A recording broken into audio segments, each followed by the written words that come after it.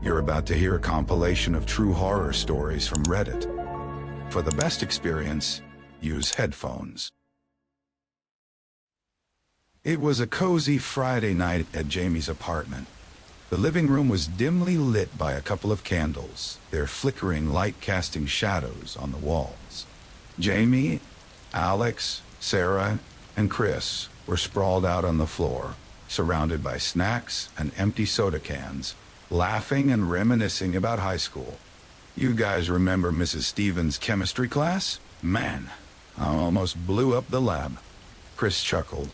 Oh, please, that was nothing compared to Jamie's prank on Mr. Carter, Alex added, nudging Jamie playfully. Those were the days, Jamie said, smiling. Sarah, ever the adventurous one, pulled out an old Ouija board from her bag. Look what I found at the thrift shop. Come on, let's give it a try. They hesitated but eventually gathered around, placing their fingers lightly on the planchette. All right, who's going to start? Chris asked. Is anyone here with us? Sarah inquired. At first, the planchette didn't move. They asked a few more harmless questions, receiving no response. The atmosphere was light, filled with nervous giggles. Then the board started to move, slowly spelling out Alex's secret crush on Jamie. The room went silent. Okay, who did that? Jamie demanded, looking around. Not me, Alex said, his face turning red. The others shook their heads, equally puzzled. The board had revealed more secrets. Chris's guilt over a lie. Sarah's hidden fears. The laughter faded, replaced by a tense silence. The air grew heavy as the board continued to expose their deepest secrets. Stop messing around, Jamie snapped, her eyes darting nervously. This isn't funny anymore.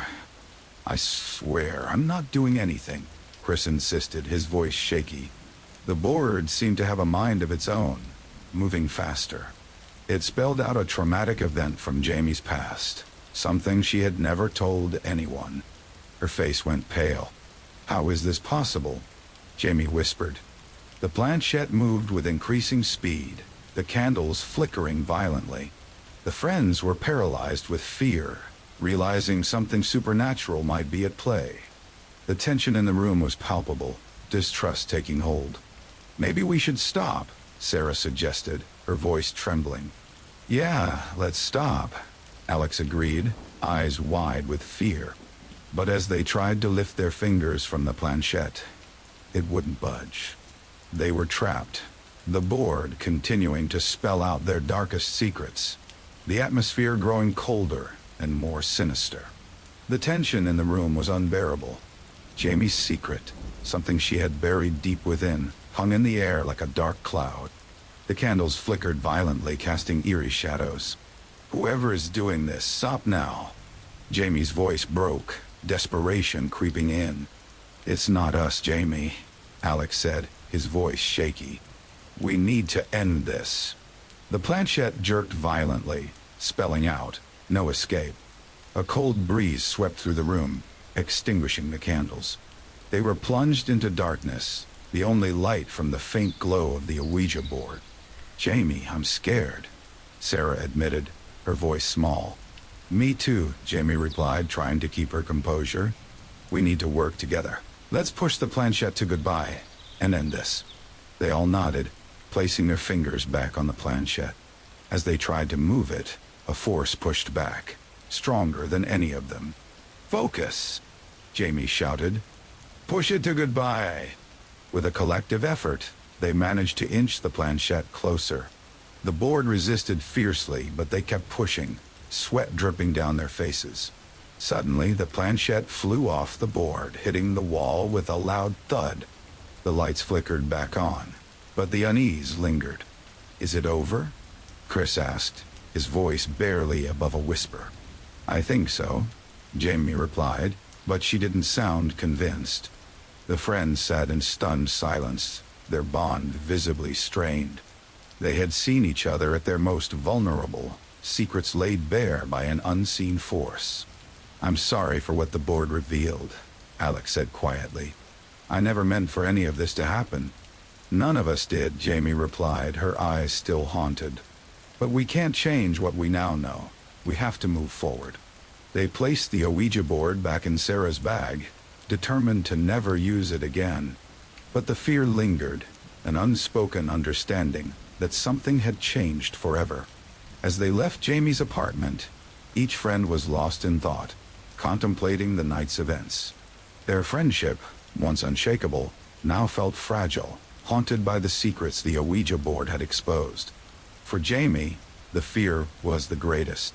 Her secret, dragged into the light, left her feeling exposed and vulnerable. She couldn't shake the feeling of being watched, the sense that the board's revelations were just the beginning. They vowed never to speak of that night again, but the damage was done. The board was locked away, but the fear remained.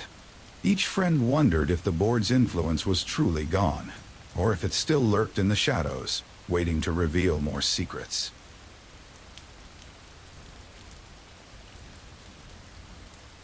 On a chilly evening, deep in a forest known for disappearances, sat a small, cozy cabin. The heavy canopy of trees blocked out most of the fading daylight, casting eerie shadows inside. Alone in the cabin, Alan felt a mix of curiosity and trepidation. Fascinated by the supernatural, Alan decided to try the dusty old Ouija board a friend had found in the attic. Placing it on the table, Alan gently rested fingertips on the planchette and waited. Silence filled the room, broken only by the rustling leaves outside. At first, nothing happened. Alan laughed nervously. "Figures," Alan muttered, rolling eyes at the silliness. Then, a sudden chill swept through the room, making Alan shiver. The temperature seemed to plummet instantly. Alan glanced at the windows, shut tight. The chill was unnatural, and a sense of dread crept in. The planchette began to move, slowly at first, then with more purpose. Alan stared, hands hovering above it, eyes wide with a mix of fear and fascination. It glided across the board, spelling out, "Leave." Alan recoiled, hands trembling. "This can't be real," Alan muttered, inspecting the room.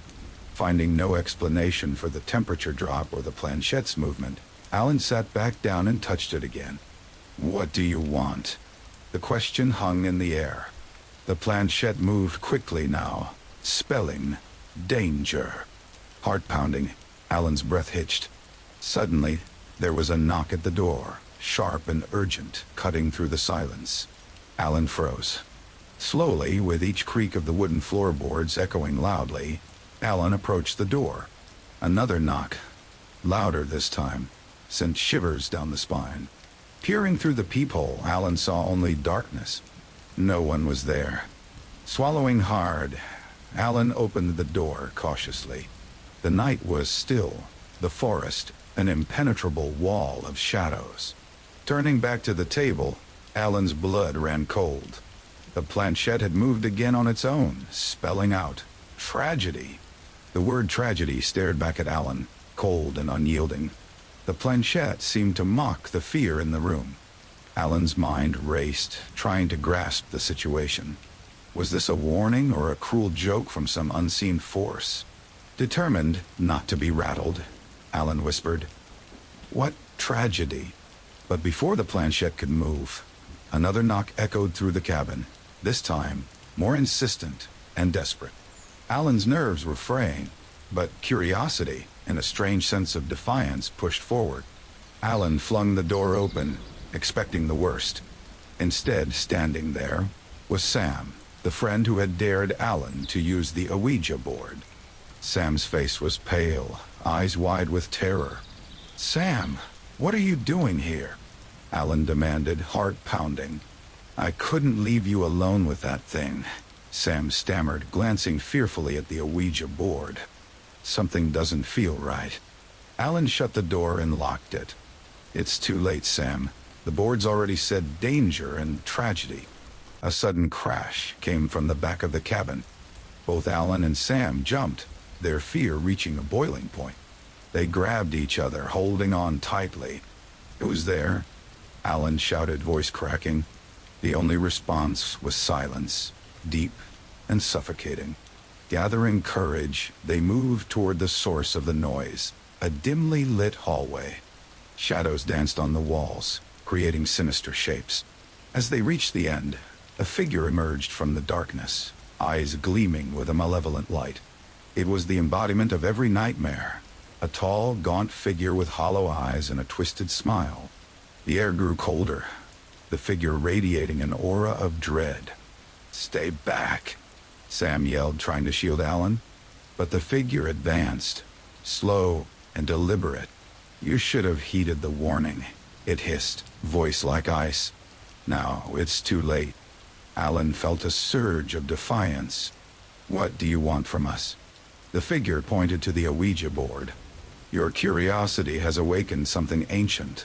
A price must be paid." Alan and Sam exchanged a look, understanding flashing between them. They needed to destroy the board. With newfound resolve, they rushed back to the table. The figure followed, its presence growing more oppressive. Sam grabbed the board and Alan found a nearby hatchet. With a swift, determined motion, Alan brought the hatchet down, splintering the board into pieces. A guttural scream filled the cabin as the figure dissolved into shadows, vanishing into the ether. Breathing heavily, Alan and Sam slumped to the floor. The temperature slowly returned to normal, the oppressive chill lifting. The cabin was quiet once more, but the weight of their encounter lingered. "Let's never speak of this again," Sam said, voice shaking. Alan nodded, eyes still wide with residual fear. "Agreed. But we need to get out of here. Now." As they stepped out into the night, the forest seemed less foreboding, but the memory of the malevolent figure would haunt them forever.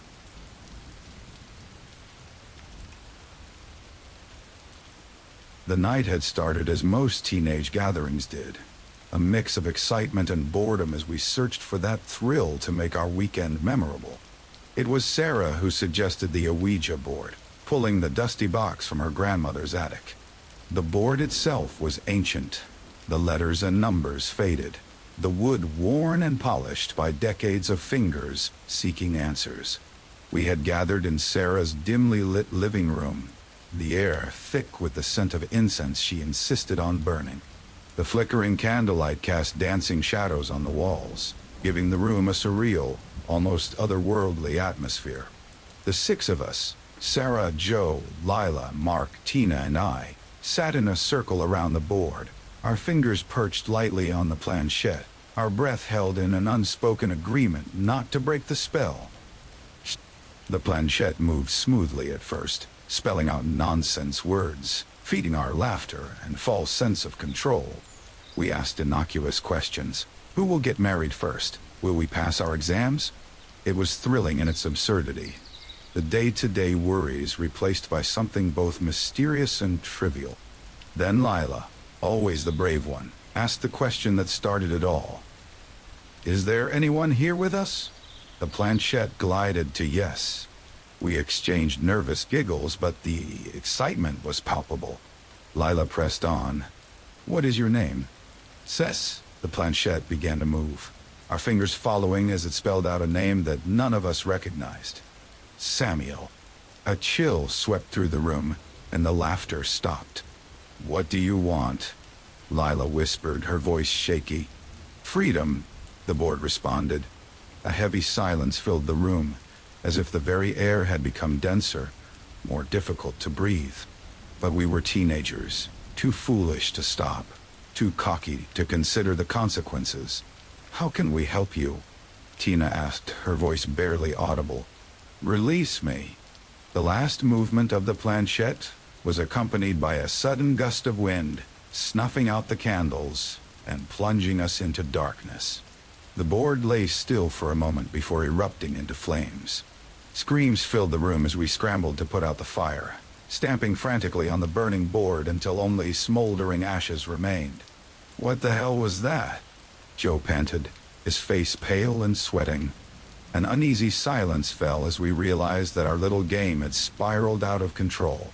But the real nightmare began after we left Sarah's house. Unexplainable things started happening. Shadows moved where they shouldn't. Whispers echoed in empty rooms, and cold spots seemed to follow us. Tina was the first to lose it. She claimed she saw Samuel in her dreams, a tall figure with hollow eyes and a smile that froze her soul. Her dreams evolved into waking hallucinations, the line between reality and nightmare blurring until she was found one night, incoherent and trembling in a corner of her room, babbling about freedom and fire. Mark disappeared next. He simply vanished one night, his room left undisturbed with only a charred Ouija board in the center, the smell of burnt wood lingering in the air. The police were baffled, attributing his disappearance to yet another teenage runaway. But we knew better. We tried to destroy the Ouija board, smashing it, burning it, burying the pieces far apart. But it always returned, whole and waiting, seemingly mocking our efforts. Days turned into a spiral of paranoia and terror, every creak and whisper a reminder of the mistake we had made. By then, the bonds of our friendship had shattered. Sarah secluded herself, barricading her doors and windows, convinced she could outlast the entity we had freed. Joe turned to religion, desperately seeking salvation in holy texts and rituals, but to no avail. As for Lila and me, we spent countless hours researching, scouring occult texts, visiting witch doctors and exorcists, anyone who might have an answer to our predicament.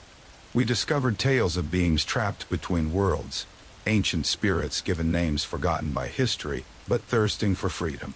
Then, one by one, we all started hearing it, the soft, whispered name.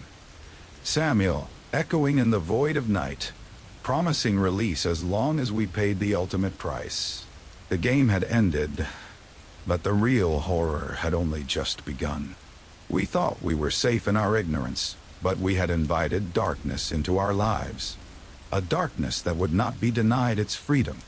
Now, as I sit here, penning down our foolishness, I hear the whispers growing louder, promising that my time is near.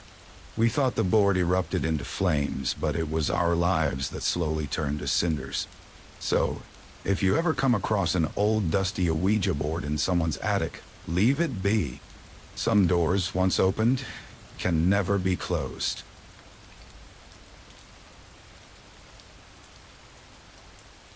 I heard whispers around me, and shadows moved in the corner of my eye.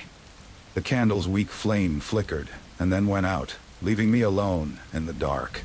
It had been a year since Maddie died. My sister was gone, taken in a sudden, horrible car crash. Today, on the anniversary of that awful day, I felt like I needed to be close to her again. I decided to go to the graveyard where she was buried. My friends had drifted away ever since Maddie's death. They said I wasn't the same. Maybe they were right. I've always had trouble keeping it together. Sarah, an old friend, was the only one who stuck around. She brought a Ouija board with her tonight. "It'll help you feel connected," she said. I wasn't so sure, but I needed something, anything. We picked midnight, the spookiest time of all. Sitting by Maddie's grave with a single candle, we placed the Ouija board between us. The flame from the candle made weird shadows dance on the surrounding gravestones, with our fingers gently touching the planchette, almost like we were scared to really touch it. I started Maddie, "Are you here?" At first, nothing happened. The silence was so heavy, it felt like it might crush me. Then suddenly, the planchette moved. Slowly at first, spelling out, "Yes." My heart raced. "Maddie, do you have something to tell me?" The pointer moved again, this time with more urgency. "Miss you." Tears filled my eyes. "I miss you too, Maddie," I said, my voice breaking. That's when the whispers started, just out of earshot, making my skin crawl. I tried to ignore them. "Do you blame me?" I whispered. The planchette moved, quick and sharp. "Not you." Suddenly, the air around us felt colder. Sarah shivered. "Did you feel that?" she asked. Before I could respond, the graveyard lights flickered, and then went out. The only light we had was from our candle, and even that was weak. Strange shapes moved just outside the circle of light, and my heart pounded in my chest. The whispers got louder. more insistent. "Who's there?" I demanded, my voice shaking. The planchette zipped across the board, spelling out frantically, "Help me." Before I could react, the candle's flame sputtered, dancing wildly before it died out completely, drowning us in darkness. Panic washed over me. "Sarah?" I called out, but she didn't answer. Instead, I felt a cold touch on my cheek, and I screamed, realizing too late that Maddie's touch had always been warm. The whispers closed in, becoming a terrifying chorus of half-heard threats. My mind flashed back to times I'd spent in and out of therapy, struggling to stay sane. "Get a grip," I told myself, but it was no use. I glanced down and saw the planchette still moving, even though no one was touching it. "Taken," it spelled out, glowing faintly in the dark. "Ooh? Ooh?" I asked, my voice barely a whisper. But deep down, I already knew. "You." Every nightmare I'd ever had came rushing back, dragging me into darkness. I screamed for help, but my cries mixed with the whispers, creating a terrifying symphony. It felt like something was pulling me, dragging me into a place I couldn't see. I tried to stand up, to run, but my legs wouldn't move. I was trapped in my body, scared out of my mind. "Please, Maddie, help me," I shouted. But there was no Maddie, only more darkness, more shadows. A laugh, a high, cold laugh, pierced the night. It was a sound from my worst nightmares. Since that night, I haven't been able to sleep. Every time I close my eyes, the same scene repeats itself. The candle blowing out, the graveyard's oppressive silence, and those relentless whispers promising I'll never escape. The graveyard had swallowed any hope I had left, replacing it with endless fear. Now, I live in constant twilight, haunted by the memory of that night, always hearing the whispers echo in my head. People stopped coming around. They couldn't handle the haunted look in my eyes. And every night, Maddie's face comes to me in my dreams, lost in that terrible darkness, our bond twisted into a cruel joke. The Ouija board left me broken, forever stuck in a nightmare I can't wake up from.